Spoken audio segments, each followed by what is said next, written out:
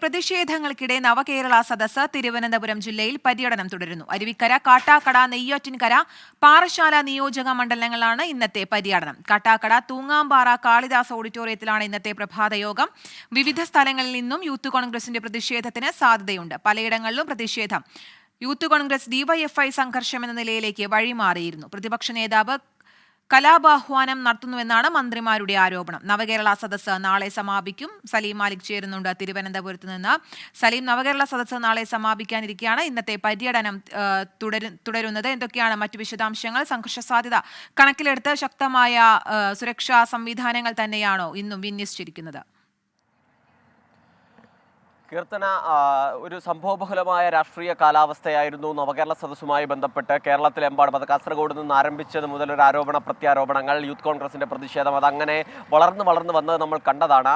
അതിനൊടുവിൽ ഇന്ന് അത് ഏറെക്കുറെ അതിന്റെ സമാപനത്തിലേക്ക് കടക്കുകയാണ്. നാളെയോടുകൂടി അത് ഔദ്യോഗികമായി സമാപിക്കുകയും ചെയ്യും. ഇന്ന് തിരുവനന്തപുരം ജില്ലയിൽ 4 ജില്ലകളിലാണ് പര്യടനം നടത്തുന്നത് എന്നത് മാത്രമല്ല, തിരുവനന്തപുരം ജില്ലയിൽ പ്രവേശിച്ചതിന് ശേഷം യൂത്ത് കോൺഗ്രസിന്റെയോ KSUവിന്റെയോ സെക്രട്ടേറിയറ്റിലേക്കുള്ള ഒരു മാർച്ചോ മറ്റ് പ്രതിഷേധമോ ഇല്ലാത്തത് കൊണ്ട് തന്നെ ഇന്ന് കൂടുതൽ പോലീസിനെ ഇതുമായി ബന്ധപ്പെട്ട് സുരക്ഷയ്ക്ക് വിന്യസിക്കാൻ കഴിയും എന്നുള്ളത് കൂടി പോലീസിന് ആശ്വാസം നൽകുന്ന കാര്യമാണ്. അതേസമയം UDFന്റെ ഒരു രാജ്ഭവൻ മാർച്ച് ഉണ്ട് താനും. പക്ഷേ കഴിഞ്ഞ ദിവസങ്ങളിലേതുപോലെ ഒരു ശക്തമായ സുരക്ഷാ സന്നാഹം പോലീസിന് അതിനുവേണ്ടി വിനിയോഗിക്കേണ്ടി വരില്ല. അതുകൊണ്ട് തന്നെ കഴിഞ്ഞ ദിവസങ്ങളിലൊക്കെ ഈ സംഘർഷത്തെ പിടിച്ചു നിർത്താൻ പോലീസിന്റെ എണ്ണക്കുറവൊരു വലിയ പ്രശ്നമായിരുന്നു. ഇന്ന് അതുണ്ടാകില്ല എന്നാണ് മനസ്സിലാക്കുന്നത്. അതേസമയം നാളെ സമാപിക്കുന്ന ഏറ്റവും അവസാന ദിവസം DGP ഓഫീസിലേക്ക് കോൺഗ്രസിന്റെ ഒരു വലിയ മാർച്ച് നടത്തുന്നുമുണ്ട്.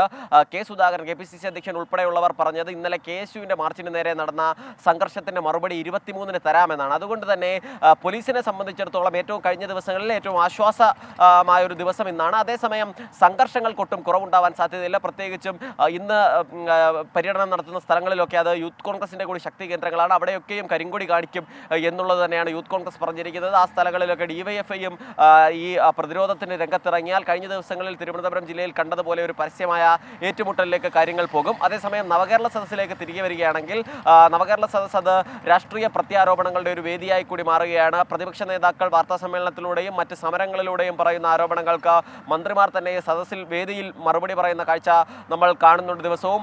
പ്രത്യേകിച്ചും അവസാന ദിവസത്തേക്ക് അടുക്കുമ്പോൾ കോൺഗ്രസിനെയും മറ്റ് നേതാക്കളെയും മാറ്റി പ്രതിപക്ഷ നേതാവിനെ മാത്രം ഉന്നം വെച്ചുകൊണ്ടുള്ള ഒരു രാഷ്ട്രീയ ആക്രമണമാണ് ഈ മന്ത്രിമാരുൾപ്പെടെയുള്ളവർ നടത്തുന്നത്. മുഖ്യമന്ത്രിയും പ്രതിപക്ഷ നേതാവിനെതിരെ അതിരൂക്ഷമായ ഭാഷയിൽ വിമർശനം ഉന്നയിച്ചുകൊണ്ടുള്ള പ്രതികരണങ്ങളാണ് ഓരോ ദിവസവും നടത്തുന്നത്. അതിനൊടുവിലാണ് കഴിഞ്ഞ ദിവസങ്ങളിൽ ഈ യൂത്ത് കോൺഗ്രസിന്റെയും KSUവിന്റെയും ഒക്കെ സമരത്തിൽ നടന്ന ആക്രമണം. അത് പ്രതിപക്ഷ നേതാവിന്റെ നിർദ്ദേശപ്രകാരമാണ്. പ്രതിപക്ഷ നേതാവ് കലാപാഹ്വാനം നടത്തുന്നു എന്നതുൾപ്പെടെയുള്ള ഒരു ആരോപണം മുഖ്യമന്ത്രി ഉൾപ്പെടെയുള്ളവർ മുന്നോട്ട് വെച്ചത്. അതിന് മറുപടി എന്നോണം പ്രതിപക്ഷ നേതാവും ഒപ്പം കോൺഗ്രസിന്റെ പ്രധാനപ്പെട്ട നേതാക്കൾ ഒക്കെ ആക്രമണത്തിന് പിന്നിൽ മുഖ്യമന്ത്രി പിണറായി വിജയനാണ് പോലീസിനെ കൊണ്ട് ഇത്തരത്തിൽ ആക്രമണത്തിലേക്ക് കാര്യങ്ങൾ വഴിതിരിച്ചു വിടുന്നത് എന്നുള്ളൊരു ആരോപണവും ഉന്നയിച്ചിട്ടുണ്ട്. എന്തായാലും ഇന്നും സമാനമായി കഴിഞ്ഞ ദിവസങ്ങളിൽ കണ്ടത് അത് കുറച്ചുകൂടി മൂർച്ചയേറിയ വാക്പോരുകളിലേക്കായിരിക്കും കടക്കുക. കീർത്തന. അതെ, നവകേരള സദസ്സ് തിരുവനന്തപുരം ജില്ലയിൽ തുടരുകയാണ്.